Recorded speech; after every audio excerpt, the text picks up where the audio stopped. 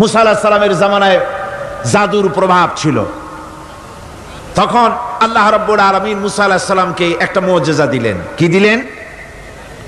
আল্লাহ রাব্বুল আলামিন বললেন, ওয়া মা তিলকা বিয়ামিনিকা ইয়া মূসা। মুসা, তোমার ডান হাতে ওটা কি? তিনি বললেন, এটি একটি লাঠি। আল্লাহ পাক বললেন, লাঠি তো ঠিকই, কিন্তু এর মধ্যে আরো এক ক্ষমতা আছে, তুমি জানো না, লাঠিকে ফেলে দাও। লাঠি ফেলে দিলেন, কি হয়ে গেল? হিয়া হাইয়াতুন তাসআ, বিরাট এক সাপে পরিণত হয়ে গেল। এই সাপ নিয়ে, এই লাঠি নিয়ে তিনি জাদুকরদের মোকাবেলা করলেন। জাদুকরেরা বলল, আপনি আগে দেখাবেন জাদু না আমরা দেখাবো আগে? মুসা আলাইহিস সালাম বললেন, তোমরা আগে দেখাও। তারা জাদু মন্ত্র পুত করে আশেপাশের সব জিনিসগুলিকে বাঘ, সিংহ ইত্যাদি বানিয়ে ফেললো। এগুলি ঝাঁপিয়ে পড়লো মুসা আলাইহিস সালামের উপরে। ক্ষণিক সময়ের জন্য মুসা আলাইহিস সালাম ঘাবড়ে গেলেন।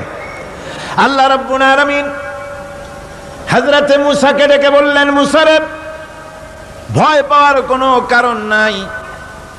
প্রতিষ্ঠিত একটি সরকারের বিরুদ্ধে তোমাকে নামায় দিয়া ময়দানে তোমাকে আমি একা ছেড়ে দেই নাই।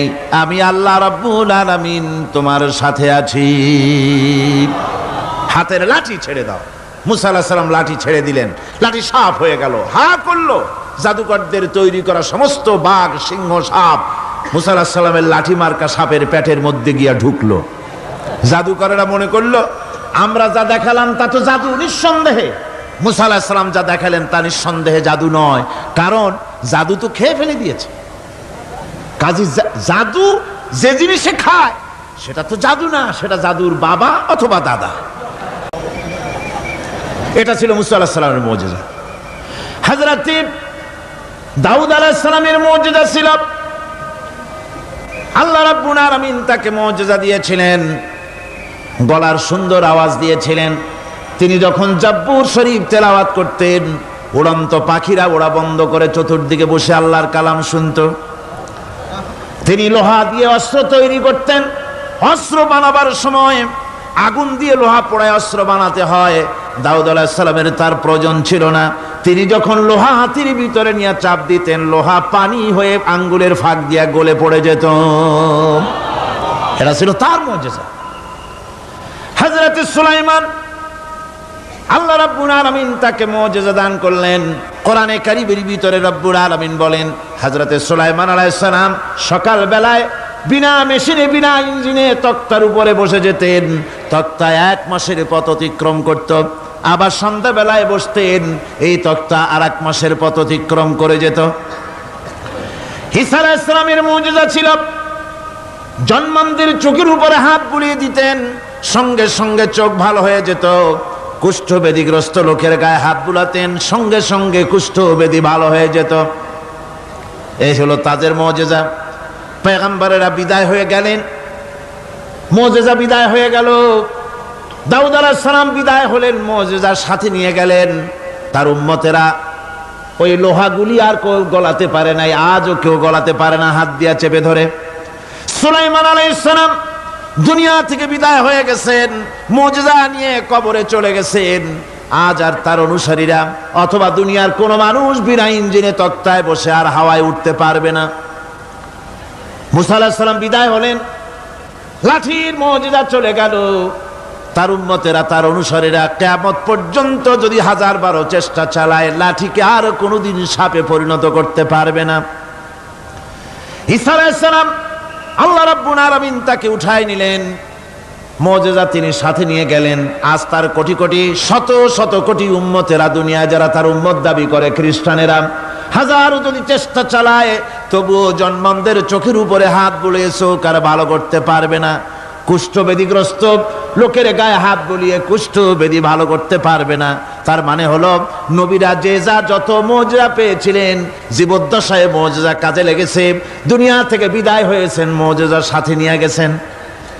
কিন্তু আপনার আমার নবী, বিশ্ব নবী জনাব মুহাম্মদ রাসূলুল্লাহ সাল্লাল্লাহু আলাইহি ওয়াসাল্লামের কাছে আল্লাহ রাব্বুল আলামিন তাকে যত মুজিজা দিয়েছিলেন, 3000-এর উপরে আল্লাহর নবীর মুজিজা ঘটেছিল 23 বছরের নবুয়তের জীবনে। তার মধ্যে শ্রেষ্ঠ মুজিজা হতেছে কোরআন মাজিদ। আল্লাহ নবী বিদায় হয়ে গেলেন, মুজিজা সাথে নিয়ে যান নাই, মুজিজা রেখে গেলেন দুনিয়ায়। কিয়ামত পর্যন্ত দুনিয়াবাসী নবীর উম্মতেরা কোরআনের মুজিজা ব্যবহার করতে পারবে। এই কোরআনে কারীম রাসূল করিম সাল্লাল্লাহু আলাইহি সাল্লামের জীবনের শ্রেষ্ঠ মুজিজা। মানুষ পাগল হয়ে গেছে কোরআন শুনে। সুতরাং এই কোরআনের বৈশিষ্ট্য সকল দিক থেকে এক অপূর্ব একটি কিতাবে পরিণত করেছে, যা মানুষকে চিরকাল বিস্ময় হতবাক করে দিয়েছে। কোরআনের আরেকটি বৈশিষ্ট্য হচ্ছে এই কোরআন এক সময় নাজিল হয় নাই।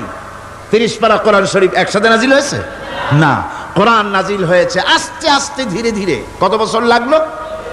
23 বছরেরও কিছু বেশি সময় ধরে কোরআন ধীরে ধীরে রাসূল করিম সাল্লাল্লাহু আলাইহি সাল্লামের কাছে অবতীর্ণ হয়েছে। এমনটি আর কোনো কিতাব হয়নি, যা আর কোনো ধর্মগ্রন্থ যারা অন্যরা দাবি করে এরকম হয়নি। কোরআনে কারীমের আরেকটি বৈশিষ্ট্য হচ্ছে, যখন কাগজ ছিল না, ছাপাখানা ছিল না, এমনকি টেপ রেকর্ডার ছিল না, তখনকার নাজিলকৃত কিতাব যেভাবে নাজিল হয়েছিল সেইভাবে আজ পর্যন্ত অবিকল টিকে আছে, টিকে থাকবে ইলা ইয়াউমিল কিয়ামা। কিয়ামত পর্যন্ত কোরআনে কারীমের এই অকৃত্রিম অবিকৃত অবস্থায় কোরআনে কারীমের এই শান, এই বরকত টিকে থাকবে।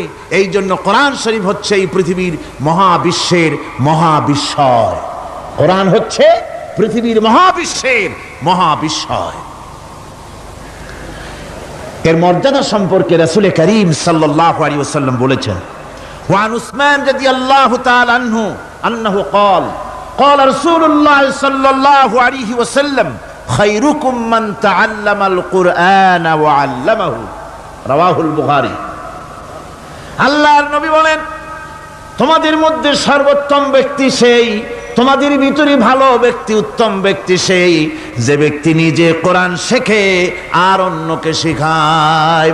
কোরআন যে শেখে আর অন্যকে যে শিখায়, সেই ব্যক্তি হলো তোমাদের মধ্যে সর্বোত্তম ব্যক্তি, ভালো ব্যক্তি। সুবহানাল্লাহ পড়েন।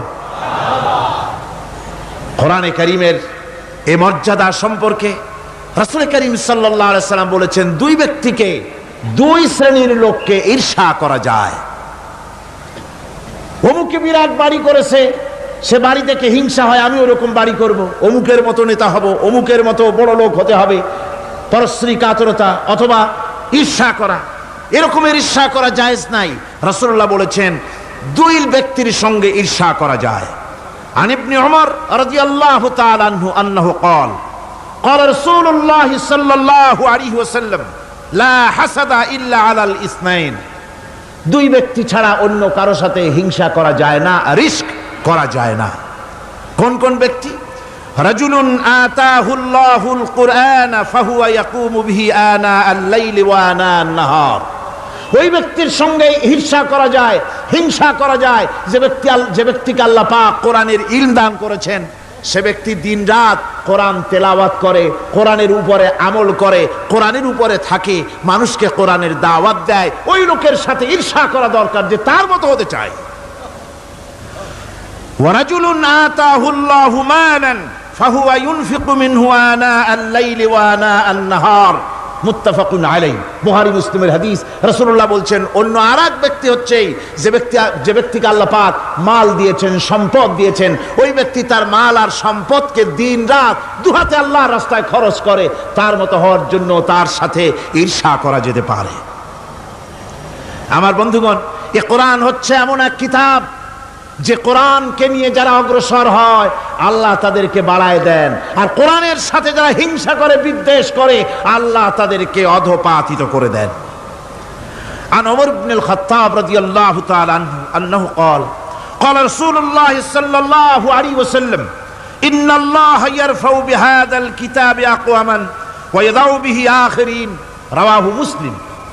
হযরত ওমর রাদিয়াল্লাহু তাআলা আনহু বলছেন যে আল্লাহ পাক এই কোরআনের সাহায্যে এক শ্রেণীর লোককে প্রতিষ্ঠিত করবেন দুনিয়ার বুকে, এবং আখিরাতেও আরেক শ্রেণীর লোককে করবেন অধঃপাতিত। যারা কোরআনের সাথে বিরোধিতা করবে, তারা যদি হিরো হয়, আল্লাহ তাদেরকে জিরো বানাবেন। কি বানাবেন? জোরে কন, জোরে কন, কি বানাবেন? জিরো বানিয়ে দিবেন। আর কোরআনকে নিয়ে যারা আগ বাড়ে, তারা যদি জিরো হয়, আল্লাহ পাক তাদেরকে কি বানায় দেন? কোরআনের সাথে বিরোধিতা আজকের নতুন কিছু নয়, আবহমান কাল থেকে কোরআনের সাথে চলছে বিরোধিতা। বিশ্বকবি, কবি সম্রাট আল্লামা ইকবাল, আল্লাহ তাকে জান্নাতুল ফেরদাউস নসিব করুন, সবাই বলুন আমিন।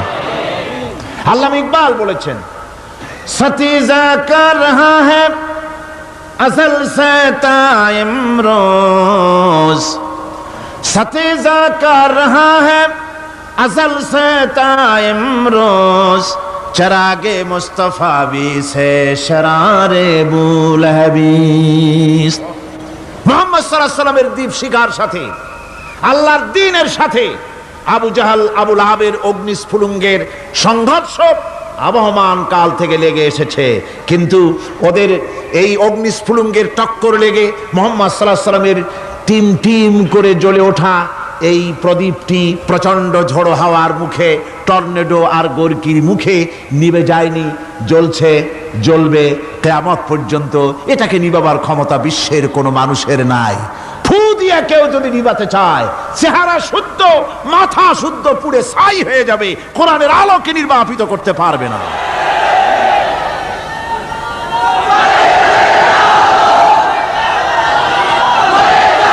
এই কোরআন,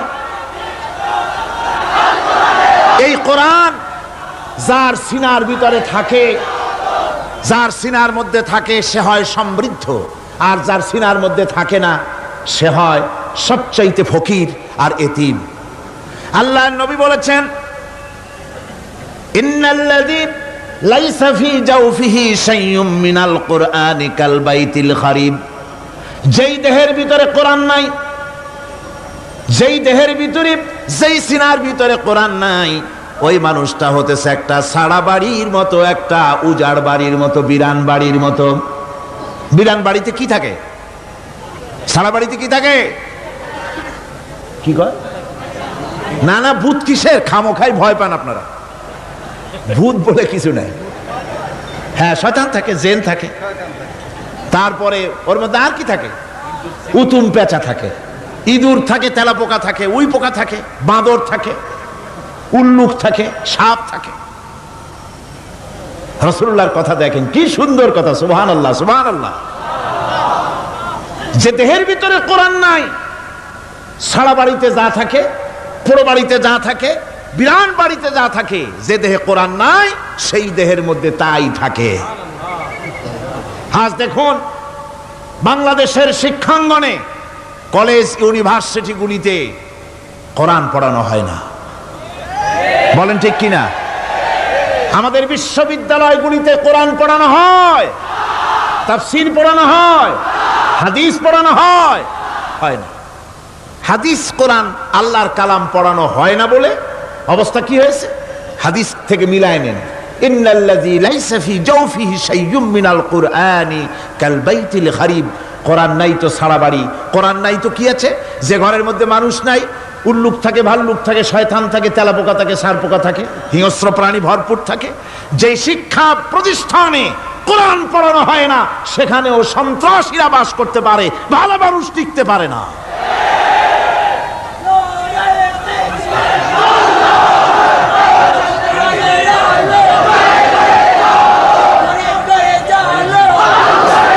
এই জন্য কোরআন যেখানে পড়া হয় না, সেটা কবরের তুল্য। কোরআন যেখানে তেলাওয়াত হয় না, সেটা কিসের তুল্য? কবরের তুল্য।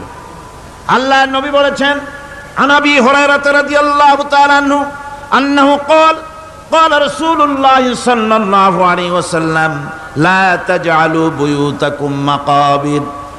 রাওয়াহু মুসলিম। আল্লাহর নবী বলেন, তোমাদের ঘরগুলিকে তোমরা কবর বানাইও না। অর্থাৎ যে ঘরের মধ্যে কোরআনে কারীম তেলাওয়াত হয় না, সেটা কবরের সমতুল্য। কবরের সমতুল্য। আগে আমাদের ঘর সমূহে যখন ছোট ছিলাম, তখন দেখতাম ঘরে ঘরে কোরআন তেলাওয়াত হতো, ঠিক না? প্রত্যেকটা ঘরের জানালা দিয়া সকালবেলায় আওয়াজ আসতো, আউযু বিল্লাহি মিনাশ শাইতানির রাজীম, বিসমিল্লাহির রহমানির রহিম। তেলাওয়াতের আওয়াজ ভেসে আসতো। আজ আর এই অবস্থা নাই। আজ ভদ্রলোকের বাড়ির সামনে দিয়ে হেঁটে যাবেন, সকালবেলা কিসের তেলাওয়াত? জনমের ঘুম ঘুমায়, পাইকারি দরে ঘুমায়, ফজরের নামাজ নাই। শহরের অবস্থা, অধিকাংশ বাড়িতে ফজরের নামাজ হয় না। ডিসেন্টিনার মাধ্যমে, আগে তো ছিল শুধু বাংলাদেশের ছবি, ডিসেন্টিনার মাধ্যমে সারা পৃথিবীর শয়তানি আর বদমাশি ঘরে বসে গেলা যায়। উপকারিতা এবং অপকারিতা দুটোই আছে। নিউজ দেখা যায় সাথে সাথে, আবার নিউজের সাথে আরো বাজে কিছু দেখা যায়। এগুলো দেখতে দেখতে রাত শেষ হয়ে আসে, ঘুমায় জনমের মতো, এক ঘুমে বেলা 9টা আর 10টা। কিসের ফজরের নামাজ আর কি এর কোরআন শরীফ তেলাওয়াত করা? এরপরে উঠলো 9টা 10টার সময়, উঠে তারপরে গানের মাস্টার এসে গেছে। তখন ইতিমধ্যেই গানের মাস্টার এসে গেছেন। কি দুর্ভাগ্যজনক সত্য কথা, ইংরেজি যে টিচার পড়ান, অঙ্ক যে টিচার করান, সপ্তাহে 3 ঘন্টা পড়াবেন, বেতন 2500 টাকা। আর প্রতিদিন সকালবেলা এসে যদি কোনো মুসলমান কোনো একজন মৌলভী সাহেব, হাফেজ সাহেবকে রাখেন কোরআন তেলাওয়াত করাবার জন্য, কোরআন পড়াবার জন্য সন্তানকে, প্রতিদিন আসতে হবে, প্রতিদিন 2 ঘন্টা পড়াতে হবে, আর মাসের শেষে বেতন 500 টাকা। কোরআনে কারীমের সাথে এই আচরণ বেশি হয়েছে। আমি বেশি বলে ফেলেছি। যাদের অভিজ্ঞতা আছে তারা বলছেন 200 টাকা। এরপরে অঙ্ক ইংরেজি তো কাজে লাগে, ভালো কথা। তারপরে গানের মাস্টার আসছেন, তিনি শেখাবেন কি? রবীন্দ্রসঙ্গীতের প্যানপ্যানানি, যা শুনলে পরে কানে ময়লা জমে যেতে পারে, যে গান শুনলে জীবিত মানুষ মৃত্যু হয়ে যায়। নজরুলের কথা শেখানো হবে না, তাহলে সেটা হবে সাম্প্রদায়িকতা। গানের মাস্টারকে, নাচের মাস্টারকে 10,000 টাকা, 10,000 টাকা পর্যন্ত বেতন দেওয়া হয়। এ জাতির জন্য আল্লাহর রহমত কেমনে আসবে? কি কারণে আসবে? কোরআনের সাথে এই বেয়াদবি আমরা করেছি। ঘরগুলিকে, আজকে আমাদের ঘরগুলিকে আমরা কবরস্থানে পরিণত করে দিয়েছি। কোরআন তেলাওয়াত হচ্ছে না। আমার বন্ধুগণ, কোরআন তেলাওয়াত করুন, বেশি বেশি তেলাওয়াত করুন, ঘরকে জীবিত করুন, সন্তানকে তেলাওয়াত করান, আপনি নিজেও তেলাওয়াত করেন। কোরআনে কারীম যারা তেলাওয়াত করবেন তাদের সম্পর্কে আল্লাহর নবী বলেন, মান ক্বারাআল কুরআনা ফাস্তাযহারাহু ফাহাল্লা হালালাহু ওয়া হাররামা হারামাহু আদখালাহুল্লাহুল জান্নাহ। আল্লাহর নবী বলেন, যে ব্যক্তি কোরআন শরীফ তেলাওয়াত করবে এবং কোরআনের হালাল অনুযায়ী হালালকে মেনে চলবে, হারাম অনুযায়ী হারাম থেকে ফিরে থাকবে, এরকম কোরআনের উপরে যে তেলাওয়াত করবে আর আমল করবে, আল্লাহ রাব্বুল আলামিন কিয়ামতের দিন তাকে জান্নাতের ভিতরে প্রবেশ করাবেন। শুধু বেহেশতে যাবে না, ওয়া সাফাহু ফি হাশরাতিন মিন আহলি বাইতিহি কুল্লুহুম কাদ ওয়াজাবাত লাহুন নার। নবীজি বলেন, এই কোরআনে কারীমের বরকতে কিয়ামতের দিন ওই ব্যক্তি তার রক্ত সম্পর্কিত 10 জন আত্মীয়র ব্যাপারে সুপারিশ করার জন্য তৌফিক পাবে আল্লাহর দরবারে। এমন 10 ব্যক্তি, যেই 10 ব্যক্তির জন্য হিসাবের পরে জাহান্নাম ওয়াজিব হয়ে গিয়েছিল, এমন 10 ব্যক্তি সম্পর্কে কোরআনের তেলাওয়াতকারী আর আমলকারী আল্লাহর দরবারে সুপারিশ করার জন্য পারমিশন পাবেন। এমন নিয়ামত, সেই নিয়ামত থেকে আমরা বঞ্চিত হয়ে যাচ্ছি। আমি বলি না যে আপনারা কলেজ ইউনিভার্সিটিতে ছেলেদের পড়তে দিবেন না, আমি তা বলি না। তারা কলেজ ইউনিভার্সিটিতে বিলক্ষণ পড়াশোনা করুক, কিন্তু তাদেরকে কোরআন শরীফ শিখান। লক্ষ লক্ষ টাকা খরচ করলেন ছেলের পেছনে, কিন্তু কোরআন শিখালেন না। আপনি মরে গেলে আপনার জানাজাটা পড়বে, এ তৌফিকও সে পেল না। জানাজার ইমামতি তো দূরের কথা, জানাজার নিয়ত জানে না, পাক পবিত্রতা জানে না। বাপ মরে গেছে, সে তখন ছিল মার্কেটে, শুনলো বাপ মরছে, তাড়াতাড়ি জানাজায় শরীক হতে হবে। প্যান্টও পাক নাই, যেহেতু পেশাবের যখন বেগ এসেছিল দেওয়ালের পাশে দাঁড়াইয়া কাম সারছে, ধোয়া মোছার কাম নাই, মাথায় টুপি নাই, নাক মোছা রুমাল ছিল পকেটে, রুমালটা মাথায় দিয়া দাঁড়ায় গেল, আল্লাহু আকবার। বাপের কপালে যা আছে তাই হোক। তারপরে বাপ মরে গেছে, কান্না শুরু করেছে। যেদিন মরছে সেদিন কাঁদতেছে, পরের দিনও একটু মুখ মলিন কান্দে। নাম বল্টু মিয়া। তার আবার এক বন্ধু আছে, তার নাম শান্টু মিয়া। শান্টু মিয়া বলছে, মিয়া বল্টু কান্দো কেন? কয় বাপ মরে গেছে। কয় এগুলো বাঁচে নাকি? এগুলো মরিয়ে যায়, আমার একটা ছিল ওটাও মরছে। চিরকাল কারো বাপ থাকে না, সুতরাং এত মন খারাপ কেন? আসো, ইন্ডিয়া থেকে ভালো একটা বই আসছে, সেইটা দেখে এত আনন্দ পাবে। বাপ তো বাপ, 14 গোষ্ঠী মরলেও মনের দুঃখ মুছে যাবে। এরপরে বাড়ি এনে তাকে সিনেমার ছবি দেখানো হলো। ছবি সে দেখলো, ফেরার সময় বাপের কবরের কাছ থেকে যাওয়ার সময় দাঁড়িয়ে গেল ক্ষণিকের জন্য। আহারে বাপ, বিদায় হয়ে গেলা, কি দেব তোমারে? কিছু তো নাই আমার কাছে, তাই সারা রাত ধরে যা কিছু দেখলাম এগুলি তোমার আমলনামায় দিয়ে গেলাম। জোরে কর নাউজুবিল্লাহ। আমি সমস্ত পিতাদেরকে বলতে চাই, সন্তানদেরকে কোরআন শিখান, কাজে লাগবে। কোরআন শিখালে কাজে লাগবে। কোরআন শরীফ মুখস্থ করে, বেশি করে মুখস্থ করেন কোরআনে কারীম, আপনার ফায়দা হবে। হযরত ওমর রাদিয়াল্লাহু তাআলা আনহু বর্ণনা করছেন যে রাসূল কারীম সাল্লাল্লাহু আলাইহি ওয়াসাল্লাম বলেছেন, ইউকালু লিসাহিবিল কুরআনি ইকরা ওয়ারাত্তিল কামা কুনতা তুরাত্তিলু ফিদ দুনিয়া। কিয়ামতের দিন জান্নাতীদেরকে, বেহেশতীদেরকে আল্লাহ রাব্বুল আলামিন বলবেন, কোরআন শরীফ তেলাওয়াত করো আর উপরের দিকে উঠতে থাকো। কোরআনে যেভাবে দুনিয়ার বুকে কোরআনে কারীম তুমি মুখস্থ করেছিলে, ধীরে ধীরে তেলাওয়াত করতে, ওইভাবে ধীরে ধীরে কোরআন তেলাওয়াত করো আর উপরের দিকে উঠতে থাকো। আল্লাহ পাক বলতে থাকবেন, উপরের দিকে ওঠো, তেলাওয়াত করো আর ওঠো। উঠতে উঠতে যেই জায়গায় গিয়ে তোমার তেলাওয়াত শেষ হয়ে যাবে, জান্নাতের ওই জায়গাটা তোমার জন্য বরাদ্দ হবে। আবু দাউদ শরীফের হাদিস। জান্নাতের ওই জায়গাটা তোমার জন্য বরাদ্দ হবে। এখন যাদের শুধু সূরা ইখলাস আর সূরা কাউসার মুখস্থ, তারা তো 2 পা আগাই বসে যাবে, উঠতে পারবেন না। বেশি বেশি মুখস্থ করেন, হাফেজে কোরআন হন অথবা হাফেজের মতো হন। বেশি বেশি মুখস্থ করেন সূরা ইয়াসিন, সূরা দুখান, সূরা আর রহমান, সূরা ওয়াকিয়া, সূরা মুজাম্মিল, এই সমস্ত সূরা, বেশি সূরা আল আরাফ, সূরা কাহাফ, সূরা মারিয়াম ইত্যাদি মুখস্থ করেন। কিয়ামতের দিন কাজে লাগবে। জান্নাতের অত উঁচায় উঠতে পারবেন। হাফেজে কোন জায়গায় যাবে? সুবহানাল্লাহি ওয়া বিহামদি। 30 পারা কোরআন যার সিনার ভিতরে, জান্নাতের কোন জায়গাটা আল্লাহ তাকে বরাদ্দ করবেন? সুবহানাল্লাহ, সুবহানাল্লাহ। কোরআনে কারীমকে মুখস্থ করুন, বেশি করে মুখস্থ করুন। কোরআনে কারীমকে বেশি করে তেলাওয়াত করুন। এই কোরআনে কারীমকে যারা বেশি করে তেলাওয়াত করবে, তেলাওয়াত করতে গিয়ে যারা আল্লাহর কাছে কিছু চাওয়ার সময় পাবে না, তাদের সম্পর্কে রাসূল কারীম সাল্লাল্লাহু আলাইহি ওয়াসাল্লাম বলেছেন হাদিসে কুদসি।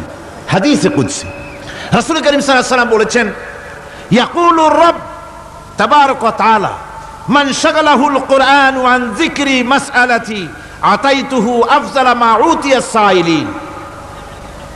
আল্লাহর নবী বলেন, আমার আল্লাহ পাক বলেছেন, কোরআন তেলাওয়াত করতে গিয়ে যারা ব্যস্ত থাকে, কোরআন তেলাওয়াত করতে করতে যারা আমার কাছে হাত পেতে কিছু চাওয়ার সময় পায় না, যারা আমার কাছে হাত পেতে কিছু চায়, তাদের থেকে তেলাওয়াতকারীদেরকে আমি রব্বুল আলামিন বেশি করে দেই। সুবহানাল্লাহ। কোরআন তেলাওয়াত করতে করতে যারা আল্লাহর কাছে হাত পেতে চাওয়ার সময় পায় না, আল্লাহ পাক বলেন যারা চায় তাদের থেকে তেলাওয়াতকারীকে আমি বেশি দেই। আমার বন্ধুগণ, শুধু তাই নয়, এই কোরআনে কারীম যারা তেলাওয়াত করবে, আমল করবে, কিয়ামতের দিন তার মা বাপের মাথার উপরে আল্লাহ রাব্বুল আলামিন, আবু দাউদ শরীফের হাদিসে এসেছে, তার মা বাপের মাথার উপরে নূরের টুপি পরিধান করানো হবে। এমন নূরের টুপি, এমন নূরের তাজ পরানো হবে, চন্দ্র সূর্যের আলোকে ম্লান করে দেবে। হাসরবাসীরা প্রশ্ন করবেন, এ লোকটি কে? কোন ফেরেশতা নাকি? বলে না। কোন নবী নাকি? বলে না। তবে কি ইনি কে? জবাব হবে, ইনি হচ্ছেন সেই ব্যক্তি যিনি তার সন্তানদেরকে কোরআন শিখিয়েছিলেন। কোরআন শিখানোর কারণে আল্লাহ রাব্বুল আলামিন আজ তার মা বাপের মাথার উপরে নূরের টুপি পরিধান করে হাসরের ভিতরে মর্যাদা দিলেন। কিয়ামতের দিন দুনিয়া মর্যাদা পাওয়া যাবে, আখিরাতেও মর্যাদা পাওয়া যাবে যদি কোরআনে কারীমকে তেলাওয়াত করা যায়, আমল করা যায়, বোঝা যায়, তাহলে এই সমস্ত নিয়ামত আল্লাহ পাক দান করবেন। সুতরাং এই এত বড় নিয়ামত থেকে আমরা যেন কেউ বঞ্চিত হয়ে না যায়। কোরআন হচ্ছে এমন এক কিতাব যার তাফসীর লেখা হয় নাই। পৃথিবীতে এমন কোনো ভাষা নাই, পৃথিবীর উল্লেখযোগ্য সবগুলি ভাষায় কোরআনে কারীমের তাফসীর লেখা হয়েছে, কিন্তু কোন মুফাসসির আজ পর্যন্ত কথা বলেন নাই যে আমি যে তাফসীর লিখছি এর চাইতে ভালো তাফসীর আর কেউ লিখতে পারেও না আর পারবেও নাই, এটা শেষ, আর তাফসীর লেখা লাগবে না। এ কথা কেউ বলতে পেরেছে? জোরে বলেন, পেরেছে? পারে নাই। তার কারণ কি? আল্লাহ রাব্বুল আলামিন বলেন, قُلْ لَوْ كَانَ الْبَحْرُ مِدَادًا لِكَلِمَاتِ رَبِّي لَنَفِدَ الْبَحْرُ قَبْلَ أَن تَنفَدَ كَلِمَاتُ رَبِّي وَلَوْ جِئْنَا بِمِثْلِهِ مَدَدًا। আল্লাহ পাক বলেন, নবী আপনি বলুন, আমার রবের কথাগুলি লেখার জন্য যদি সমুদ্রের পানিগুলি, সমুদ্রের সমস্ত পানিগুলি যদি কালিতে পরিণত হয়ে যায়, আর আমার রবের কথাগুলি যদি লেখা শুরু হয়ে যায়, আমার রবের কথাগুলি লেখার পূর্বে সমস্ত সমুদ্রের পানিগুলি শেষ হয়ে যাবে। তারপরে যদি আবার সমুদ্র ভরে দেওয়া হয়, আরো যদি লেখা হয়, তবুও আমার রবের কথা লেখা শেষ হবে না। আল্লাহ রাব্বুল আলামিন বলেন, وَلَوْ أَنَّ مَا فِي الْأَرْضِ مِنْ شَجَرَةٍ أَقْلَامٌ وَالْبَحْرُ يَمُدُّهُ مِنْ بَعْدِهِ سَبْعَةُ أَبْحُرٍ مَا نَفِدَتْ كَلِمَةُ اللَّهِ। আল্লাহ রাব্বুল আলামিন বলেন, মা নাফিদাত কালিমাতুল্লাহ। আল্লাহ পাক বলেন, 7টা সমুদ্রের পানি যদি একত্রিত করা হয়, 7টা সমুদ্রের পানি যদি এক জায়গায় করা হয়, এই পানিগুলি যদি কালিতে পরিণত হয়ে যায়, আর পৃথিবীর সমস্ত গাছগুলি যদি কলমে পরিণত হয়ে যায়, ওই গাছগুলি দিয়ে যদি ওই পানি রূপ কালি দিয়ে আমার প্রভুর কথা, আল্লাহ রাব্বুল আলামিনের কোরআনের কথা যদি লেখা শুরু হয়ে যায়, লিখতে লিখতে সমস্ত পানিগুলি, গাছগুলি শেষ হয়ে যাবে, আল্লাহ পাকের কালামের ব্যাখ্যা লেখা শেষ হবে না। মা নাফিদাত কালিমাতুল্লাহ, আল্লাহর কথা লেখা শেষ হবে না। এত বড় বিরাট আজিম কিতাব আল্লাহ পাক আমাদেরকে দান করেছেন, সুবহানাল্লাহ পড়েন।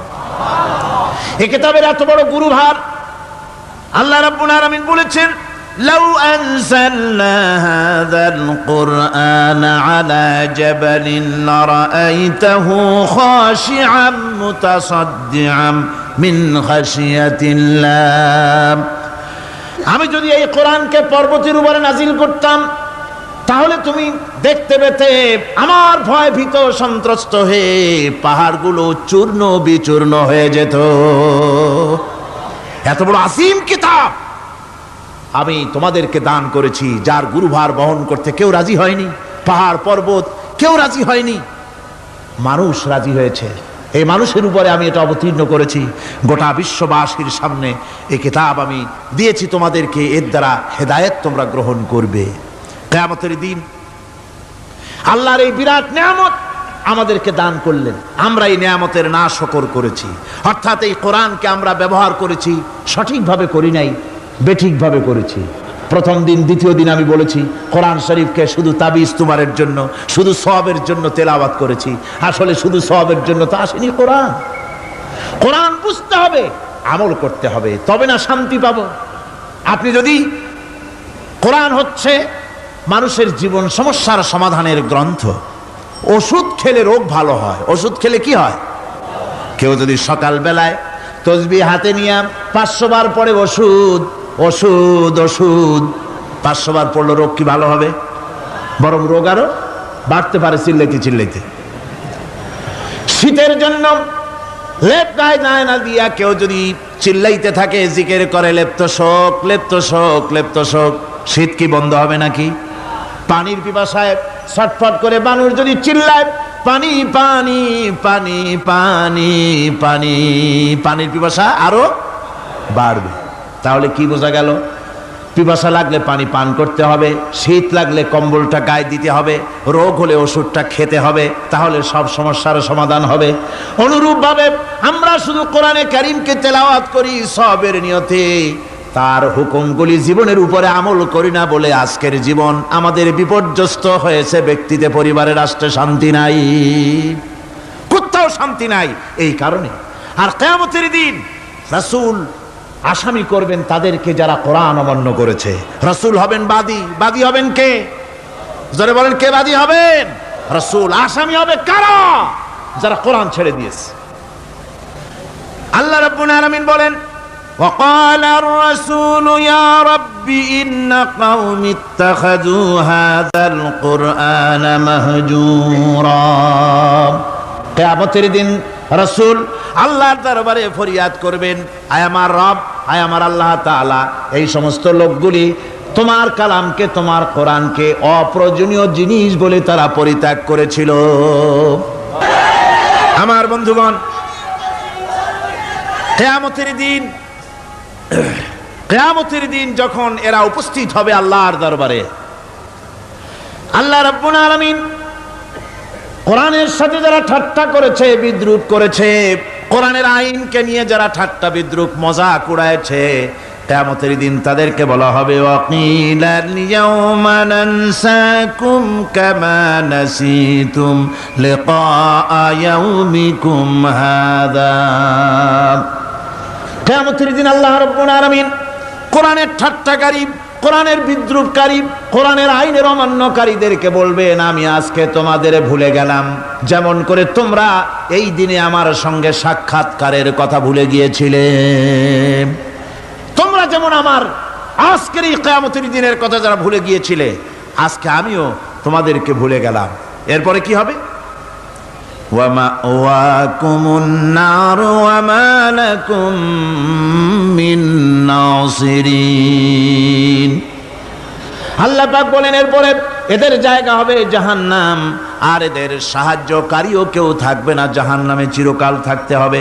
এটা এই জন্য যে তারা আল্লাহর কোরআনের সঙ্গে ঠাট্টা করেছে, বিদ্রূপ করেছে, কোরআনের আইন মানে নাই, কোরআনের আইনকে অমান্য করে চলেছে। এই জন্য কিয়ামতের দিন আল্লাহ রাব্বুল আলামিন তাদেরকে শাস্তি প্রদান করবেন। কোরআন পৃথিবীর বুকে আল্লাহ নাজিল করেছেন, শুধু তেলাওয়াত করবেন ঝুলে ঝুলে, এজন্য নয়। কি জন্য নাজিল হলো? এবার উদ্দেশ্য শুনুন। আল্লাহ পাক বলেন, আর রহমান আল্লামাল কুরআন। আল্লাহ রাব্বুল আলামিন তিনি হলেন এমন দয়াবান, এমন রহমান, যিনি কোরআন শিখালেন। কি কারণে শিখালেন? কোরআন নাজিলের উদ্দেশ্য কি? আল্লাহ পাক বলেন, ইন্না আনজালনা ইলাইকাল কিতাবা বিল হাক্কি লিতাহকুমা বাইনান নাসি বিমা আরাকাল্লাহ। আল্লাহ পাক বলেন, এই কিতাব আমি আপনার প্রতি অবতীর্ণ করেছি এই জন্যে যাতে করে আপনি আল্লাহর প্রদর্শিত এই বিধান অনুযায়ী মানুষের উপরে বিচার ফয়সালা করতে পারেন। মানুষের উপরে আইন চলবে আল্লাহ। কার আইন? জোরে বলেন, কার আইন? আলা লাহুল খালক ওয়াল আমর। সৃষ্টি যার, আইন চলবে কার? আল্লাহ পাক বলেন, এই জন্য নাজিল করলাম, কোরআন নাজিল করেছি যাতে করে কোরআনের আইন দিয়ে বিচার ফয়সালা করতে পারেন, সেই জন্যই কোরআন নাজিল করলাম। আসলে আল্লাহর নবীর এই পৃথিবীতে আগমনের উদ্দেশ্য ওটাই ছিল। হুয়াল্লাযী আরসালা রাসূলাহু বিল হুদা ওয়া দীনিল হক লিইয়ুযহিরাহু আলাদ-দীনি কুল্লিহি ওয়া কাফা বিল্লাহি শাহীদা। আল্লাহ রাব্বুল আলামিন বলেন, আমি আমার রাসূলকে দ্বীনে হক, সত্যের বিধান সহকারে দুনিয়ায় প্রেরণ করেছি। লিইয়ুযহিরাহু আলাদ-দীনি কুল্লিহি, আয় লিইয়ুগলিবাহু আলা সাইরিল আদিয়ান। সমস্ত আদিয়ানে বাতিলের উপরে আমার দিনকে বিজয়ী করে দেওয়ার জন্য আমি রাসূলের কাছে কিতাব সহকারে তাকে অবতীর্ণ করেছি। এ দায়িত্ব শুধু মুহাম্মদ সাল্লাল্লাহু আলাইহি ওয়াসাল্লামের ছিল না, দুনিয়ার উপরে আল্লাহর দিন কায়েম করা, আল্লাহর বিধান অনুযায়ী মানুষের বিচার ফয়সালার দায়িত্ব শুধু মুহাম্মদ সাল্লাল্লাহু আলাইহি ওয়াসাল্লামের ছিল না, সমস্ত নবীদের ছিল। কাদের ছিল? সব নবীদের ছিল। فبعث الله النبيين مبشرين منذرين وأنزل معهم الكتاب بالحق ليحكم بين الناس। আল্লাহ পাক বলেন, সমস্ত নবীদের কাছে আমি কিতাব অবতীর্ণ করেছি এই জন্য যে তারা সহজ এবং সোজা পথে যারা চলতে চায় তাদেরকে তিনি সুসংবাদ দিবেন, আর বাঁকা পথে যারা চলবে তাদেরকে তিনি জাহান্নামের ভীতি প্রদর্শন করবেন। আর আমি তার উপরে যে কিতাব অবতীর্ণ করেছি এই কিতাব দিয়ে জনগণের উপরে বিচার ফয়সলা করবে, আইন চলবে আল্লাহর কিতাব দিয়ে। আইন চলবে কি দিয়ে? আল্লাহর কিতাব দিয়ে। আল্লাহর কিতাব অনুযায়ী জনগণকে পরিচালিত করবেন। এই জন্য আমি এই কোরআনকে নাজিল করেছি, অতীতেও এই কিতাবগুলি নাজিল করেছি। কুল ইয়া আইয়ুহান নাসু ক্বাদ জাআকুমুল হাক্কু মির রাব্বিকুম।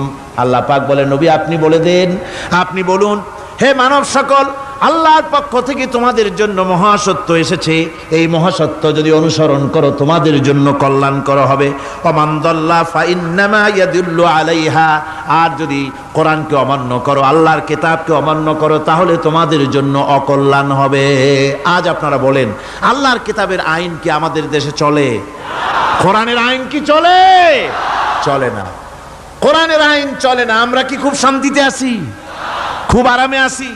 শ্রমিকরা তাদের শ্রমের মূল্য পায়, কৃষক তার উৎপাদিত পণ্যের সঠিক দাম পায়, নারী তার সতীত্বের মর্যাদা পায়, জনগণ কি আরামে ঘুমাতে পারে? না, জনগণ রীতিমতো দুবেলা পেট পুরে সমস্ত জনগণ খেতে পারে। এর একমাত্র কারণ হচ্ছে কোরআনের আইনকে অমান্য করা হয়েছে। ভালো করে কান পেতে শুনুন, আল্লাহ রাব্বুল আলামিন কোরআনে কারীমের মধ্যে পরিষ্কার করে বলেছেন, ওয়া মান লাম ইয়াহকুম বিমা আনজালাল্লাহু ফাউলাইকা হুমুল কাফিরুন। যারা নাকি আমার দেওয়া বিধান অনুযায়ী, কোরআন অনুযায়ী যারা বিচার ফয়সালা করে না, ফাউলাইকা হুমুল কাফিরুন, ফাউলাইকা হুমুজ জালিমুন, ফাউলাইকা হুমুল ফাসিকুন। যারা আমার দেওয়া বিধান অনুযায়ী বিচার ফয়সালা করে না তারা কাফির, তারা জালিম, তারা ফাসিক। সুতরাং এর ভিতরে এই জুলমের মধ্যে জালিমদের অন্তর্গত, ফাসিকদের অন্তর্গত হয়ে বাংলাদেশের বহু মুসলমান, পৃথিবীর বহু এলাকার মুসলমান এর মধ্যে লিপ্ত হয়ে আছে। কোরআনের আইন চালু না করলে পরে, কোরআনের আইন না মানলে পরে জালিম হতে হবে, কাফির হতে হবে, ফাসিক হতে হবে।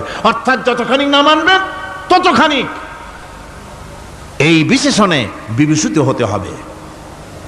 এক শ্রেণীর লোক আছে যারা বলে বেড়ান ধর্ম আর রাজনীতি আলাদা। বলেন কিনা? কর জোরে বলেন, বলে কিনা? ধর্ম আর রাজনীতি আলাদা। তারা বলেন আমরা ধর্ম নিরপেক্ষ থাকতে চাই। তারা কি থাকতে চায়? ধর্ম নিরপেক্ষ থাকতে চায়। কোরআনে কারিমে এই ধর্ম নিরপেক্ষবাদীদের ব্যাপারে কোরআন কি বলছে শুনুন। আল্লাহ রাব্বুল আলামিন বলেন, আলাম তারা ইলাল্লাযীনা ইয়াজউমুনা আন্নাহুম আমানু বিমা উনজিলা ইলাইকা ওয়া মা উনজিলা মিন ক্বাবলিক। আল্লাহ পাক বলেন, হে নবী, তুমি কি সেই সব লোকদেরকে দেখেছ যারা দাবি তো করে যে আমরা আল্লাহর উপর ঈমান এনেছি আর এই কিতাবের উপর ঈমান এনেছি, এর পূর্বে যত কিতাব নাজিল হয়েছে সেসব কিতাবের উপরেও ঈমান এনেছি। ধর্মনিরপেক্ষবাদীরা তারা তো বলে না যে আল্লাহ মানি না, কোরআন মানি না, একথা বলে না, ওটা বলে না। কি বলে? সেই বলা কথাটাই আল্লাহ এখানে অনেক আগে বলে রেখেছেন। ওরা বলে যে আমরা অবশ্যই আল্লাহকে মানি, আল্লাহর কিতাব মানি, এর পূর্বে যত কিতাব নাজিল হয়েছে সেগুলোও মানি, তবে ইউরিদুনা আইয়াতাহাকামু ইলাত তাগুত, তারা চায় তাদের জীবনের সমস্ত সমাধান সমস্যার জন্য তাগুতের কাছে যেতে চায়। তাগুতকে, আল্লাহকে বাদ দিয়ে তারা যেতে চায় কোথায়? তাগুতের কাছে। জোরে বলেন, কিসের কাছে যেতে চায়? তাগুতের কাছে। তাগুত বলে কারে? তাগুত বলা হয় যে নিজে আল্লাহর আইন মানে না এবং অপরকেও আল্লাহর আইন অমান্য করতে বাধ্য করে, তাকে বলা হয় তাগুত। ওরা বলে ধর্ম আর রাজনীতি আলাদা, কোরআন মানি কিন্তু কোরআনের আইন মানি না। ওরা কোরআন মানে ঠিকই, বলে যে কোরআন মানি, কিন্তু কোরআনের আইন মানে। তাহলে এ মানি বলার অর্থটা কি? এর মূল্যটা কোথায়? কোরআন যদি মানো তো কোরআন বলেছে সুদ খেও না। আমাদের দেশে সুদ চলছে না? কোরআন বলেছে বিবিকে পর্দায় রাখো, পর্দায় কি রাখা হচ্ছে? কোরআন বলেছে ওজনে কম দিও না, তা কি মানা হচ্ছে? কোরআন বলেছে আমার আইন দিয়ে দেশ শাসন করো, তা কি করা হচ্ছে? সুতরাং ধর্মনিরপেক্ষ মতবাদ যেটা, এই মতবাদটা কোরআনের দৃষ্টিতে কুফরি মতবাদ। ধর্মনিরপেক্ষ মতবাদ কি? জোরে বলেন, ধর্মনিরপেক্ষ মতবাদ কি? কোন মুসলমান, যে ব্যক্তি নিজেকে মুসলমান বলে দাবি করে, ধর্মনিরপেক্ষ মতবাদ সে বিশ্বাস করতে পারে না, জায়েজ নাই, হারাম। আফাতুমিনুনা বিবাদিল কিতাব ওয়া তাকফুরুনা বিবাদ, তোমরা কোরআনের কিছু অংশকে মেনে নিবে আর কিছু অংশকে করবে অস্বীকার। এটা যদি করো দুনিয়ার জীবনে পাবে দুনিয়ার জীবনে জিল্লতি আসবে, লাঞ্ছনা আসবে, আর কিয়ামতে পাবে জাহান্নামের শাস্তি। সুতরাং ধর্মনিরপেক্ষ মতবাদের অর্থ তারা বলে যে ধর্মহীনতা নয়, আসলে কিন্তু ধর্মনিরপেক্ষ মতবাদের অর্থই হলো ধর্মহীনতা। ঠিক কিনা কন? জোরে বলেন ঠিক কিনা? এই ধর্মনিরপেক্ষ মতবাদ আমাদের দেশের জন্ম হয় নাই, এর জন্ম হয়েছে ইউরোপ সভ্যতায়।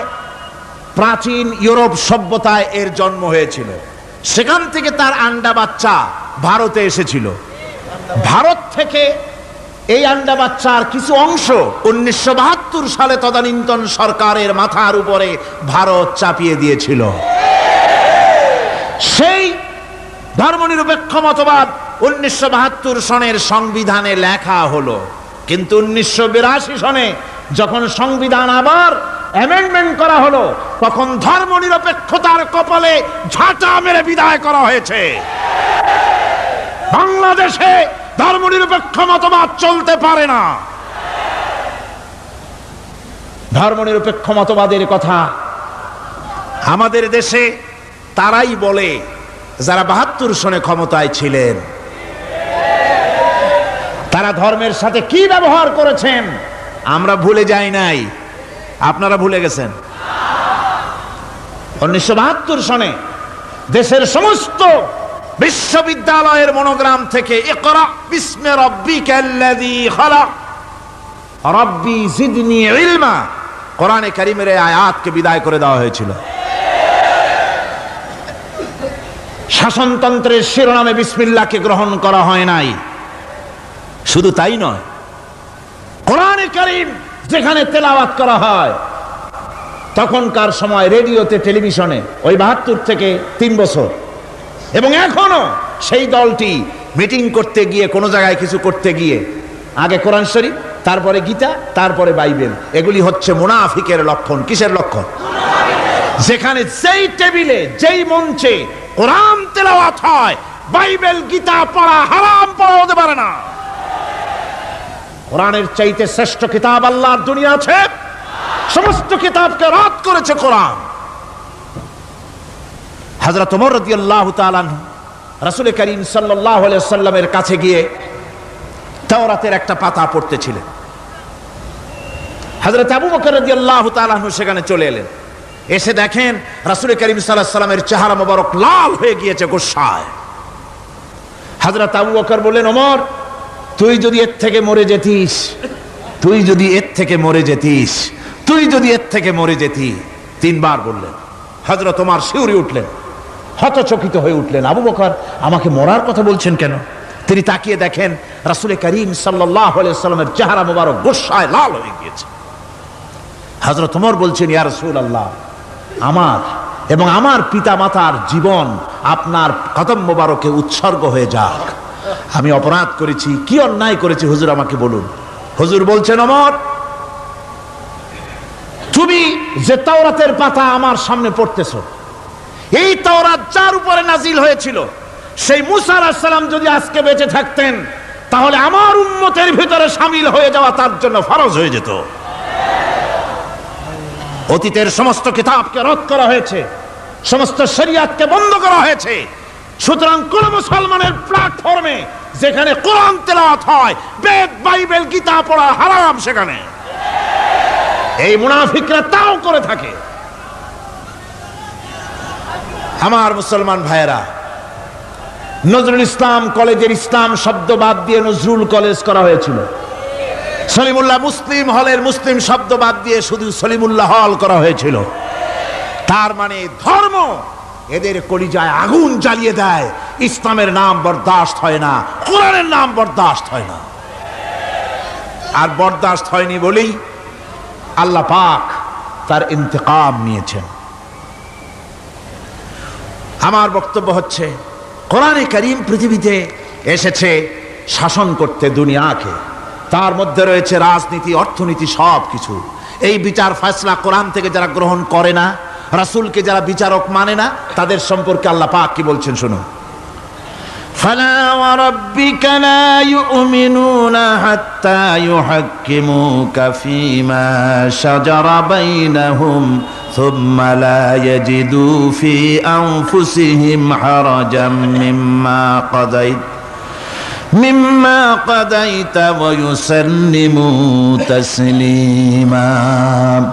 আল্লাহ রাব্বুল আলামিন বলেন, ফালা ওয়া রাব্বিক, কখনো নয় হে নবী, আপনার রবের কসম, কখনোই নয়। ওরা মুমিন নয় যারা নাকি তাদের জীবনের সব কিছুর ব্যাপারে যতক্ষণ পর্যন্ত আপনাকে বিচারক না মানে, আপনার দেওয়া ফয়সালাকে গ্রহণ না করে, এবং আপনি বিচার করার পর ফয়সালা দেওয়ার পরে এটার উপরে দ্বিধাহীন চিত্তে মেনে যতক্ষণ না নিবে, ততক্ষণ পর্যন্ত তারা যত ঈমানের দাবি করুক, তারা আসলে মুমিন না। এ ফতোয়া কার? এ ফতোয়া কার? আল্লাহ রাব্বুল আলামিনের ফতোয়া। কখনো মুমিন হতে পারবে না যারা রাসূলুল্লাহকে ফয়সালাকারী হিসেবে গ্রহণ না করবে, কোরআনকে সংবিধানের উৎস হিসেবে গ্রহণ না করবে। কোরআন এসেছে আইনের কিতাব হিসেবে পৃথিবীর মানুষকে পরিচালিত করার জন্য। আজ এই কোরআনের আইন যারা মানে সেখানে শান্তি পায়, কোরআন যেখানে মানে না সেখানে শান্তি হয় না। আল্লাহ পাক পরিষ্কার বলেছেন, কোরআনের আইন মেনে চলো। আর যারা এই কোরআনকে অমান্য করবে তাদের শাস্তি কি হবে?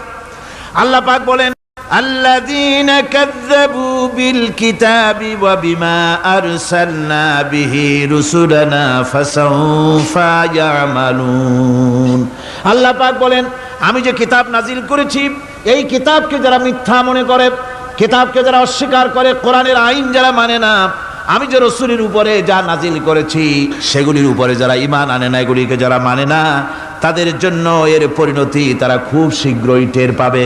খুব শীঘ্রই তাদেরকে পরিণতি দেওয়া হবে। কিয়ামতের দিন তাদেরকে আল্লাহ রাব্বুল আলামিন জাহান্নামে প্রবেশ করাবেন। কোরআনের অমান্যকারীদের জায়গা কোথায় হবে? কোথায় হবে তাদের জায়গা? জাহান্নামের ভিতরে হবে। সুতরাং আমরা কোথায় যেতে চাই? জাহান্নামে না জান্নাতে? বেহেশতে যদি যেতে চাই, দুনিয়ায় যদি শান্তি চাই এবং আখিরাতে যদি মুক্তি পেতে চাই, তাহলে আমাদেরকে কোরআনের আইনকে মানতে হবে। কিসের আইন মানা লাগবে? কোরআনের আইন মানতে হবে। কোরআনে কারীমের নাজিল হলো, আল্লাহ পাক যে কোরআন আমাদের শিখালেন, আর রহমান আল্লামাল কোরআন, যে কোরআন তিনি আমাদের শিখালেন।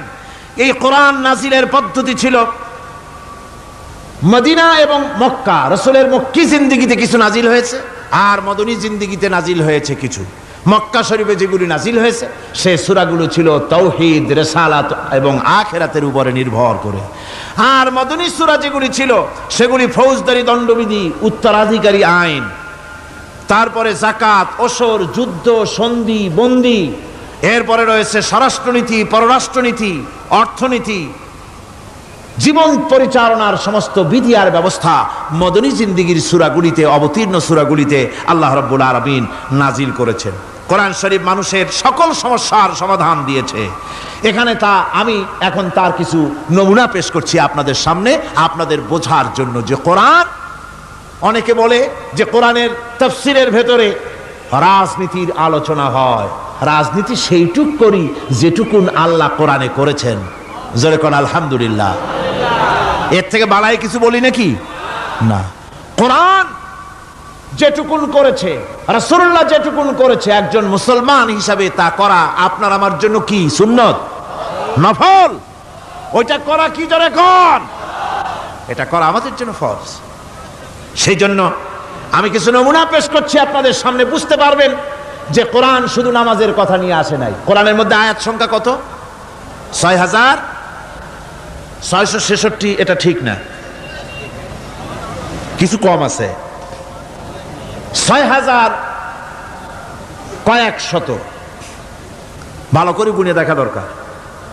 তো এই যে আয়াতে কারিমা যেগুলি রয়েছে এর মধ্যে মাত্র 500 আয়াত হচ্ছে হুকমে শরঈ।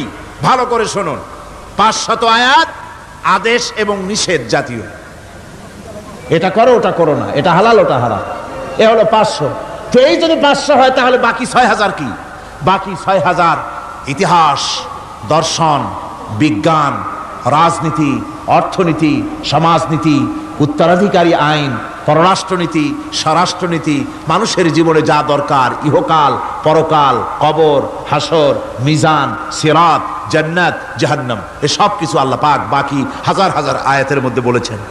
তো 500 আয়াতের পরিচিতি আমাদের জানা আছে, নামাজ, রোজা, হজ, যাকাত, হালাল, বৈধ, অবৈধ ইত্যাদি সম্পর্কে। কিন্তু বাকি আয়াতগুলিতে আমাদের জীবন পরিচালনার ব্যাপারে আল্লাহ পাকের কথা শুনুন, কিভাবে এ কথাগুলি আল্লাহ পাক আমাদের বলছেন। বিচার পদ্ধতি সম্পর্কে শুনুন, কোরআন যে বিচার পদ্ধতি আমাদেরকে দিয়েছেন, নিরঙ্কুশ ন্যায় বিচারের কথা কোরআন বলেছে। কোরআন বলেছে বিচার হতে হবে কি ধরনের? ওয়াইদা হাকামতুম বাইনান নাসি আন তাহকুমু বিল আদল। কোরআন শরীফ বলেছে তোমরা যখন লোকদের মাঝে বিচার ফয়সালা করবে তখন অবশ্যই সুবিচার করবে, জাস্টিস, ন্যায় বিচার করবে। এই ন্যায় বিচার করতে গিয়ে তোমার সামনে যদি বিজাতীয় কোনো লোক আসামি হয়ে দাঁড়ায়, অমুসলিম, তখন বিচারটা কিভাবে করবে? কোরআনে কারীম বলছে ওয়ালা ইয়াজরিমান্নাকুম শানাআনু কওমিন আলা আল্লা তা'দিলু। কোন বিশেষ শ্রেণীর বিচার কাজ করতে গিয়ে, কোন বিশেষ শ্রেণী বা জাতির বিচার কার্য পরিচালনা করতে গিয়ে তাদের প্রতি বিদ্বেষ যেন তাদেরকে, তুমি যেন জুলুম করে না বসো, তখন যেন তুমি ইনসাফ করতে পারো, তাদের উপরে জুলুম করবে না। সে যদি তোমার জাতের লোক না হয়, বিচার করতেছে, তুমি বিচারক হিসাবে সঠিক বিচার করবে, বিচারের মানদণ্ডকে কখনো হেলাদোলা করবে না, ভালো সুবিচার করবে। এটা হচ্ছে কোরআনে কারীমের কথা। আর আত্মীয় স্বজনের বিচার সম্পর্কে বলা হচ্ছে যে তোমরা বিচার নিয়ে, সুবিচার নিয়ে তোমরা দাঁড়াও, দণ্ডায়মান হও, সুবিচার নিয়ে মুসলমানেরা তোমরা যখন বিচার করবে, তখন এই বিচার করতে গিয়ে ওয়ালাউ আলা আনফুসিকুম আবিল ওয়ালিদাইনে ওয়াল আকরাবিন, সে যদি তোমার নিজের বিরুদ্ধেও যায় বিচার, তা যদি তোমার সন্তান সন্ততি, ভাই ব্রাদার, মা বাপ ইত্যাদির বিরুদ্ধেও যদি চলে যায়, ইন ইয়াকুন গানিয়ান আও ফাকিরান, যদি সে গরিব হয়, যদি সে ধনীও হয়, বিচারের বেলায় কোনো রকম তারতম্য করবে না, আপন হোক পর হোক, বিচার করতে হবে সঠিক। এটা কার কথা? আল্লাহর। জোরে বলেন, কার কথা? পৃথিবীর কোন ধর্মগ্রন্থে কথা বলেছে? পৃথিবীর কোন জাতি কথা বলেছে? কোরআন বলেছে এই সুবিচারের কথা। সুবিচার করতে হবে, বিচারের বেলায় খবরদার আপন পর এবং কোন ধর্মের লোক এই চিন্তা করতে যেও না। কোরআনে কারীমের মধ্যে রয়েছে ফৌজদারি দণ্ডবিধি, জুডিশিয়াল ল, ফৌজদারি দণ্ডবিধি। এখানে একটা কথা বলে নিতে হয়, আল্লাহর আইন, মূল কথাটা কি? আল্লাহর আইন। আল্লাহর আইনের কথা শোনা মাত্রই এক শ্রেণীর লোকেরা মনে করে আল্লাহর আইন মানেই হলো হাত কাটা, আল্লাহর আইনের অর্থই হলো গলা কাটা, আল্লাহর আইনের অর্থই হলো দৌড়া মারা। এটা একটা বাজে কথা। আল্লাহ পাকের আল্লাহ কি এইরকম একটা বদমেজাজি দারোগার মতো আল্লাহ যে মানুষ পাইলেই খালি পিটাবে আর হাত কাটবে? একটা কথা হইল? হাত কাটা, গলা কাটা, এটা কখন? সুবিচার প্রতিষ্ঠিত হয়ে যাবে, খাওয়া পড়ার গ্যারান্টি মিলবে, তারপরে যদি কেউ চুরি করে দৃষ্টান্তমূলক শাস্তি দাও হাত কেটে। এর আগে না। মদিনা মুনাওয়ারায় হযরত ওমর রাদিয়াল্লাহু তাআলা আনহুর সময় অনাবৃষ্টির কারণে দুর্ভিক্ষ দেখা দিয়েছিল।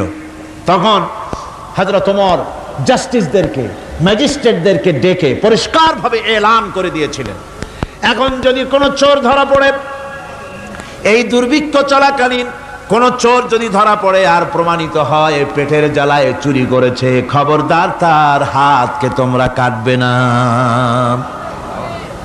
খবরদার হাত কাটবে না। ইসলাম তো আগে পেটে দেয়। আগে কোথায় দেয়? পেটে, তারপরে দেয় পিঠে, আগে দেয় না। মানুষের খাওয়া পড়া, শিক্ষা, চিকিৎসা, বাসস্থান সবটার গ্যারান্টি দেওয়া হয়। মদিনায় যখন এই গ্যারান্টি এসে গেল, চোরের হাত কাটা আইন মক্কায় নাজিল হয় নাই, নাজিল হয়েছে মদিনা মুনাওয়ারায়, রসুলের মদনী জিন্দেগিতে। কোন সময়? যখন রসুল্লাহ প্রেসিডেন্ট। রসুল্লাহ কি? জোরে কোন? রসুল্লাহ কি? রাষ্ট্রপতি। সেই সময় মানুষ দরজা খুলে ঘুমাবার সুযোগ পেল, খাওয়া পড়া শিক্ষা চিকিৎসা বাসস্থানের গ্যারান্টি পেল। এই সময় আল্লাহ রাব্বুল আলামিন তিনি যখন দেখলেন ইসলামী সমাজ ব্যবস্থা কোরআনের আইনের মাধ্যমে মানুষ সব রকমের নিরাপত্তা লাভ করেছে, পেটের সমস্যার সমাধান হয়ে গেছে, তখন আল্লাহ আইন জারি করলেন, আস-সারিকু ওয়াস-সারিকাতু ফাকতাউ আইদিয়াহুমা। চোর পুরুষ হোক আর নারী হোক, উভয়ের হাত কেটে দাও। পুরুষ হোক আর নারী হোক, এখন উভয়ের হাত কেটে দাও। দৃষ্টান্তমূলক শাস্তি হোক, যাতে করে এই চুরি আর না কেউ না করে। পেটে খাবার আছে, চাকরি আছে, ওষুধ আছে, শিক্ষা আছে, থাকার মতো জায়গা আছে, এখন চুরি করো কেন? তাহলে বোঝা যাবে এটা নেশায় পরিণত হয়েছে। কি হয়েছে? নেশা। তখন তো আর চোরেকে বসায় সেলুট মারা আর যাবে না, এখন হাতটা কাটিয়া একটা শাস্তি দিয়ে দাও। আমাদের দেশে কিন্তু চোরের হাত কাটা আইনের ব্যাপারে কোনো চোরেরা আজ পর্যন্ত মিছিল করে না। বাংলাদেশের কোন ছোট ছোট চোর, যেমন তাল চোর, বেল চোর, কচু চোর, ছাতি চোর, জুতা চোর, আরো যত ছোট ছোট চোর, এই সব চোরেরা কি কোনোদিন মিছিল করেছে যে চোরের হাত কাটা আইন মানি না, মানবো না? বলেছে কেউ? বলে। কিন্তু এই আইনের বিরুদ্ধে সোচ্চার কারা? কোন চোরেরা? নিশ্চয়ই ছোট চোরেরা না, বড় চোরেরা। যারা তাল বেল চুরি করে না, বরং কলমের খোঁচা দিয়া সরকারের, জনগণের লক্ষ কোটি কোটি টাকা পকেটস্থ করেন মেহেরবানি করে, ওই সব। তারা মনে করেন যদি এই আইন চালু হয়ে যায় তাহলে তালচোর বেলচোরের তো কোনো ক্ষতি নাই, ইসলামী রাষ্ট্র চালু হলে পরে তো সকলের পেটে ভাত আসবে, ওই তাল বেল আর চুরি করা লাগবে না, তাদের তো সুবিধা। কিন্তু মুসিবতটা তো আমাদের হবে। বেশি খাইয়া খাইয়া জিব্বা পুরু হয়ে গেছে, এখন ওই বেশি খাইতে না পারলে বদভ্যাস চালু হয়ে যাবে। চুরি করতে যখন যাইবে তখন এই আইন তো বিসমিল্লাহ হবে আমাদের দিয়া। এই জন্য ওনারাই বিরোধিতা করেন চরমভাবে। আমার বন্ধুগণ, কোরআনের আইন বন্ধ করার ক্ষমতা কারো নাই। এই আইন চালু হলে পরেই শান্তি আসবে। ওরা বিরোধিতা করছে, ওরা বলছে চোরের হাত কাটা আইন এটা হচ্ছে একটা অমানবিক ব্যাপার। আইনটা কার? আল্লাহর। মানুষগুলি কার? তা তোমার তো দরদ কেন? মায়ের চাইতে মাসির দরদ বেশি, এটা কি খুব সুলক্ষণ? না, এটা দারুণ কুলক্ষণ। সুতরাং আল্লাহ রাব্বুল আলামিন তার আইন হচ্ছে শাশ্বত আইন। চোরের হাত কাটা আইন অর্থ এ নয় যে বাংলাদেশ ইসলামী দল যদি ক্ষমতায় আসে পাইকারি দরে চোরের হাত কাটা আরম্ভ করবে না। ততক্ষণ পর্যন্ত আইন চালু হবে না যতক্ষণ পর্যন্ত সমস্ত মানুষ তাদের কর্মসংস্থান না হবে, খাবার না পাবে, চাকরি বাকরি না হবে, খেয়ে পরে খাওয়া পড়া শিক্ষা চিকিৎসা বাসস্থান সবটার গ্যারান্টি মিলবে, তারপরে আইন চালু হবে, এর আগে নয়। আল্লাহ রাব্বুল আলামিন ফৌজদারি দণ্ডবিধির আওতার ভিতরে চোরের কি শাস্তি হবে তা বললেন, নরহত্যার শাস্তি কি হবে তাও আল্লাহ পাক এখানে বলছেন, ইয়া আইয়ুহাল্লাযীনা আমানু কুতিবা আলাইকুমুল কিসাসু ফিল কাতলা। আল্লাহ পাক বলেন তোমাদের প্রতি নরহত্যার শাস্তি স্বরূপ কিসাস নির্দিষ্ট করা হয়েছে, অর্থাৎ হত্যার বদলে হত্যা করা। একজন মানুষ আর একজন মানুষকে হত্যা করেছে, কোরআনের আইন হচ্ছে ওকেও হত্যা করো। কি সুন্দর আইন, সুবহানাল্লাহ পড়েন। তাহলে কি হবে? রেডিও টেলিভিশনে পত্র পত্রিকার মাধ্যমে যদি খবর ছড়ানো হয় যে হত্যাকারীর বিচার হবে কোরআনের আইন অনুযায়ী, প্রকাশ্য রাজপথে হত্যাকারীকে তাকেও যদি হত্যা করে দেওয়া হয়, এই দৃশ্য উপস্থিত জনতা যত দেখবে, পত্র পত্রিকায় খবর পাবে, টেলিভিশনের পর্দায় দেখতে পাবে, যারা দেখলো এই সব লক্ষ লক্ষ জনতার ভেতরে মানুষ হত্যা করার দুঃসাহস আর আসবে?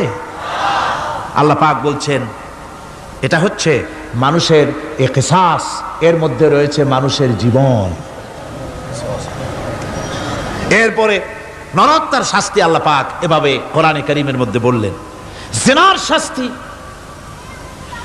আয-যানিয়াতু ওয়াজ-যানি ফাজলিদু কুল্লা ওয়াহিদিম মিনহুমা মিআতা জালদা।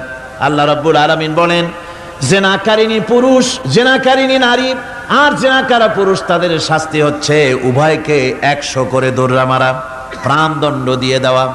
এই শাস্তি যদি হয়, জিনা বন্ধ হয়ে যাবে, বিবাহ সহজ হবে। ইসলামী রাষ্ট্র হলে পরে জিনা করা কঠিন হবে, বিবাহ করা সহজ হয়ে যাবে। এটা হচ্ছে কোরআনের আইনের সুন্দর বিধান। জিনার শাস্তি, চোরের শাস্তি, নরহত্যার শাস্তি জুডিশিয়াল লয়ের আওতায়, ফৌজদারি